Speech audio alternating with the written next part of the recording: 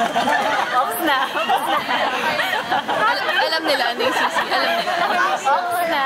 Pauwi mo na lang yan. Get louder.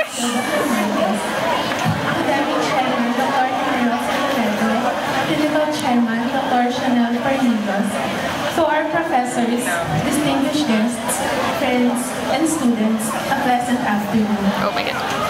A clinical supervisor once told me, "Huwag ka nang malungkot, hindi pa end of the world." This was when I committed a ledge in my second root canal treatment, and it marked the beginning of a series of errors that I encountered in my oral medicine requirement almost every day.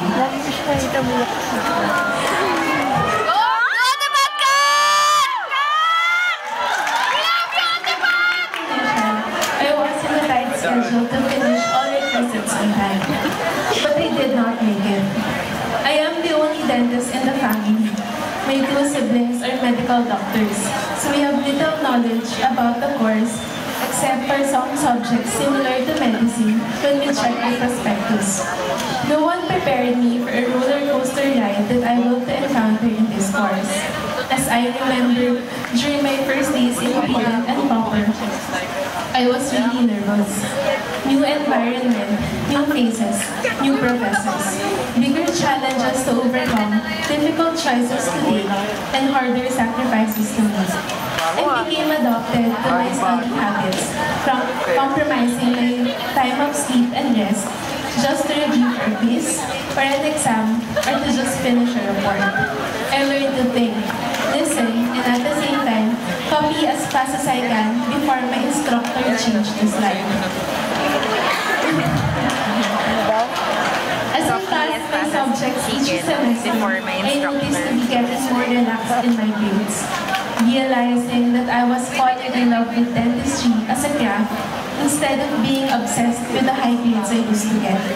Coming to a point where I told myself that the scores you make do not define who you are as a person. Minsan, madalas, mahirap talaga yung exams. Na magsisettle ka na lang sa, basta, okay na yan, basta pasado. But what is important was, you realize what needs to be understood so that you will not be caught off guard in situations you will encounter in the clinics. What I lacked in my academics, I tried to make up in the clinics. This is a very different ballgame for everyone. Finding patients was tough. Providing materials and instruments were not easy, especially on a tight budget. And most of all, securing a chair through logs was beyond impossible. Some days were just devastating when your prepared cases were rejected, patients did not come to their appointments, or simply when you run out of money kasi kulang na lang pati Meralco bill ng pasyente mo, eh ikaw yung magbayad. Or when you have just given everything to finish your requirements, but still your best was not good enough to reach the quota. It goes to show that life in clinics was a no joke, but a gamble and sacrifice on your part as clinicians. Getting through my last semester was really hard. It felt like you need to finish all your papers, cases, duties, all in one day. Yung tipong feeling ninja ka dahil palipat-lipat ka ng departments, matapos ka lang. Tapos, magigising ka na lang isang araw na oras na. I know the feeling na pinapanood niyo yung batchmates mag-graduate before you. Habang sila sa camera ng graduation picture nakaharap, ikaw, sa bibig pa din ng pasyente. At ang malala, pilit mong tinatanong dun sa ngipin niya, bakit nga ba hindi ako nakasama sa kanila? I feel you. Love you, Ate Pat! Go, Ate Pat! Okay! PatCat's! We love you! Isang breakup, this course taught me the stages of denial, anger, bargaining, depression, and then acceptance. It was a lost opportunity I did not take gladly. However, it was an eye-opener and a blessing to realize I needed to get back on my feet and still finish what I have started. As I look back, I felt the drive to achieve more of what I can do, to not just simply pass the board exams, but to top it. Preparing for the the exam was not easy as it sounds, but it really demanded time, wisdom, and sacrifices.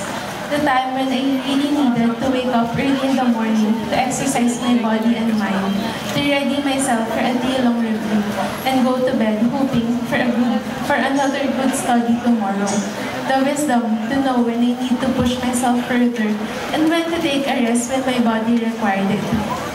The sacrifices I made when I opted to read and review topics instead of going out with friends, spend a vacation with family, or just to simply not watch my favorite TV series or Korean dramas. It was really a body, mind, and soul preparation. Getting in this position was never easy and nearly impossible without the help given to me by these people. To be honest, the university and the College of Dentistry were really hard on their students. But I thank you for helping and teaching me to be tough in times of trials, to adapt in every situation, and to rise above all feelings in life. I want to thank my professors Oh my God, cheesy. what we need to know and encourage us to excel and establish our own careers in the future. To my clinicians club, and Dr. Chanel Cornelius, I discovered the family that I truly cherish in my hood. We love you, PatCat's! I may not belong to any school organizations, Sisi, but yo. in you, I found my true calling. That is to help and serve my fellow clinicians to enjoy the clinic life. I would also like to thank my section because we are me. This proper life will not be as enjoyable and colorful as it would have been. To my family for your unending support even when circumstances were a bit rocky, and especially to the Lord for being faithful to me always. My dear freshmen, you have taken the first step. It may never be easy, but be assured that you are meant to be here for the next 4 years of your life. Just humbly accept your calling and savor every moment while you are here at university. Because in return, dentistry will mold you to adapt, survive, and be at your best. It may not be a straight, smooth road, but you have to fight the days when you feel like giving up. Have patience to surpass the troubles of the present, and look beyond for the future. This may sound as cliche, but you have to study and work really hard because this course is not for the faint-hearted. You may lose sleep at times, but never forget the importance of rest. We will have different stories to tell. Yes, you will have your own. But never lose confidence because the Lord has a plan for you. It will all come on His perfect timing. To the graduating batch, this is your time to shine. You gladly endured and willingly accepted the challenges, and for that, I want to congratulate you in advance. Keep in mind that there is still one last hurdle that you need to go through to achieve your licenses. Studying and preparing for the board exam is not easy as choosing an answer in a multiple-choice exam. You have to dedicate yourselves to it and embrace the struggle while studying. Read as many books as you can and take time to answer key questions. Once you pass the written exam, well, do not be so sure of yourselves in the next phase. Practical exam is different. It requires skills, keen eyesight, and patience, and more patience. Your Taekwondo class 2 amalgam preparations may not be good today, nor your RPD wax patterns, but you have to exert a little bit more effort to practice more until you master them all. They might be simple practices, but if you do them well, this will lead you to earn the top spot. Remember, board exam is a once-in-a-lifetime chance. So push yourselves to review deeply, be better at your craft, and practice every day. Every ending is marked by a new start. My journey here in the university has finished, but it opened new and greater beginning. I am not a Latin honor awardee, and I was delayed in graduating, but I'm proudly standing in front of you saying, huwag ka nang malungkot. Hindi pa end of the world. Anyone can experience rejection in surgery pre-board exam or did an error after error in your root canal treatment cases. But never lose hope and doubt in yourselves. You have the skills. You have just to use it rightfully. Try again. Do your best, and the Lord will do the rest. With that, I would like to welcome the freshmen to a fun-filled roller coaster dentistry life, and good luck and early congratulations to the graduating batch.